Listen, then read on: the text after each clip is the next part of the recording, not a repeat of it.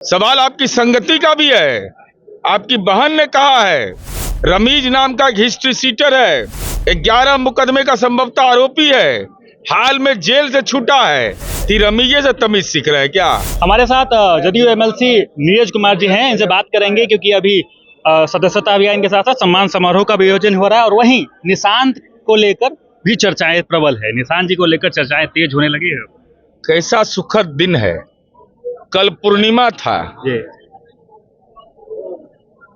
दुनिया के world book of records से लेटर जारी होता है, चिट्ठी आया है, चिट्ठी आया है, चिट्ठी आया है।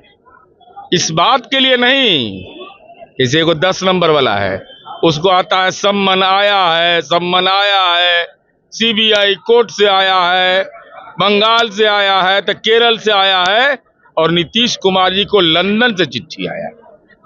और हमारे पार्टी के कार्यकर्ताओं के मेहनत का नतीजा, उनके समर्पण, उनके संघर्ष के साथ वो कार्यकर्ता खड़े रहे, तो आजाद हिंदुस्तान में पहला कोई राजनेता है जिनको यह सम्मान वर्ल्ड बुक ऑफ रिकॉर्ड्स से मिला। तो कितना बड़ा सम्मान है। और उसी क्रम में देखिए, जब अच्छा करिएगा ना तो अच्छा होगा। एक दिन पहले वो सम्मान मिलता है। ये पूर्व निर्धारित था कार्यक्रम, हमारा कार्यकर्ताओं का सम्मान का कार्यकर्ता लेता है, वो कार्यकर्ता बहुत सीरीज से खींच लेता है। हाँ, एकदम बिना ले मुस्कुरे भी नहीं करेगा।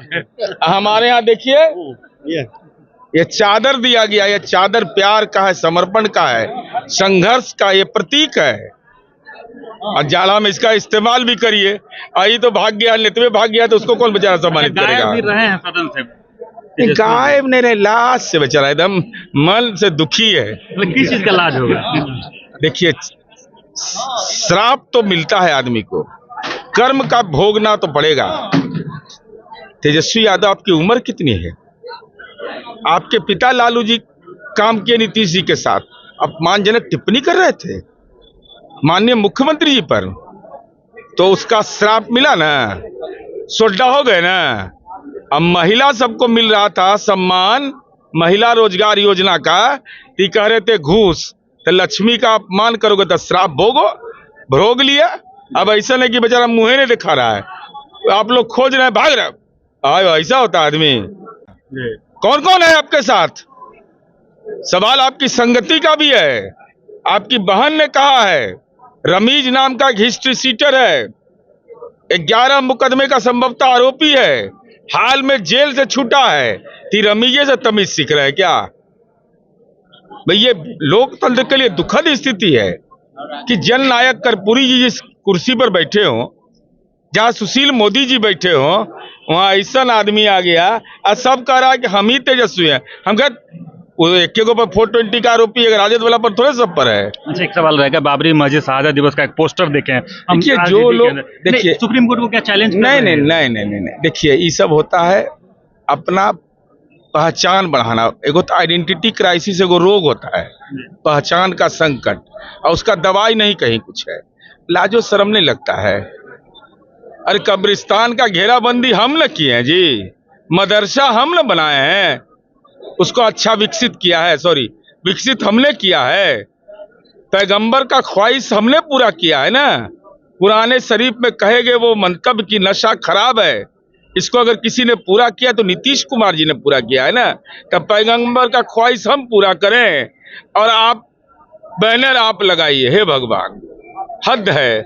अल्लाह, आप भी न्याय करिएगा। ये लोग कितने जालिम हैं कि इन्होंने मुसलमानों के साथ क्या व्यवहार किया, यह देश के अंदर उदाहरण है। अभी भी तो मुसलमान के, अरे हम बता रहे हैं ना, जान जाइए।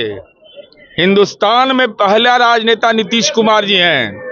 कांग्रेस के राज में सांप्रदायिक दंगा हुआ था, माथा पर कलंक था, भागलपुर का दंगा पीड़ित गांव से भाग गए, गांव में जमीन बेकब्जा हो गया। नीतीश कुमार जी जब सत्ता में आए, लालू जी कुछ नहीं किए। जब नीतीश जी सत्ता में आए तो दंगा पीड़ितों को जमीन पर बसा करके दिखा दिया हमने, घर पर दखल कब्जा करके दिखा दिया ये देश में उदाहरण नहीं मिलेगा।